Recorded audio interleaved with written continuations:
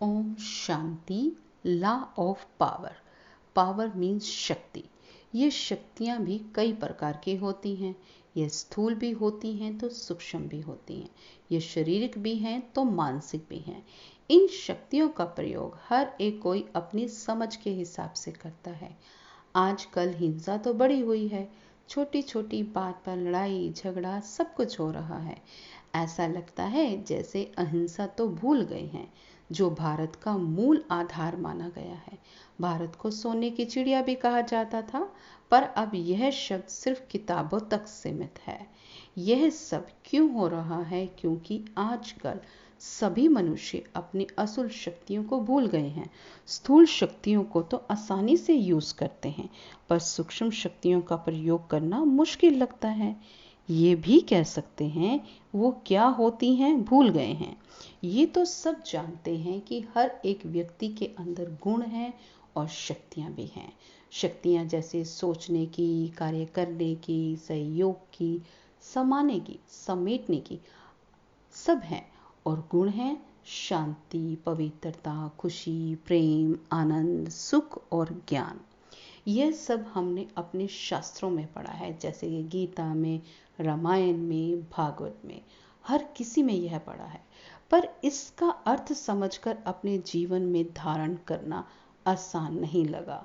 चाहे इसे अपने मन की कमजोरी कहें या आजकल के वातावरण का असर कहें।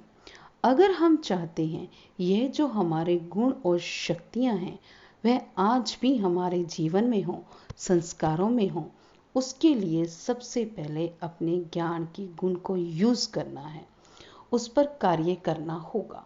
ज्ञान पढ़ा भी है, टीवी पर देखते भी हैं, सत्संग में जाते भी हैं, पर उस पर अमल सिर्फ उतनी देर ही होता है जितनी देर देखते हैं और सुनते हैं। कभी ये सोचा है जो हम सुनते हैं देखते हैं उस पर मंथन चिंतन किया जाए?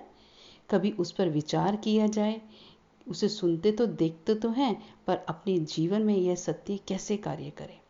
इसके लिए सबसे पहले जो सत्य ज्ञान है, हमारी शक्तियां और गुण हैं, उसे जानना और पहचानना होगा। ये सब हमारे अंदर ही हैं। इस पर सिर्फ विचार सागर मंथन करना है। सब कुछ एक साथ तो नहीं होता, उसके लिए प्लान करना है। सबसे पहले उस ऊंच परम पिता परमात्मा जो सब शक्तियों से भरपूर है, उसे पहचानना है। उनके द्वारा दिए गए ज्ञान और गुण शक्तियों को हमें समझना है, उसे अर्थ सहित कार्य में लगाना है। वो तो सिर्फ इतना कहते हैं, जो भी गुण और शक्तियां आपको दी हैं उससे समझकर यूज करो। जो समझाने दी है उसे कार्य में लगाना है। रोज सुबह सबसे पहले उस परमात्मा को याद करना है। एक एक दिन अपनी शक्ति को याद करो, उसे कार्य में लगाना है। जैसे आप सोचते हो कि मैं अपनी सहनशीलता की शक्ति का यूज करूंगी। हर परिस्थिति में अपने आप को सहनशील रखना है, धैर्य से सोचना, करना, बोलना है। सुबह उठते ही सबसे पहले उस परमात्मा को याद करें, फिर अपने अंदर धारण करें कि आज मुझे अपनी इस शक्ति का यूज करना है। पूरा दिन मैं करके ही रहूंगी। अगर गलती से कहीं चूक हो भी जाती है तो कोई बात नहीं, उसे फिर से कार्य में करना है, कामयाब हो जाएंगे। मेहनत का फल जरूर मिलता है। आजकल हर एक व्यक्ति हर एक बात का प्रैक्टिकल स्वरूप मांगता है, तो वही करके दिखाना है। चाहे कोई कमेंट भी करे, खुद से तो होता नहीं, पर उससे हिम्मत नहीं हारनी है।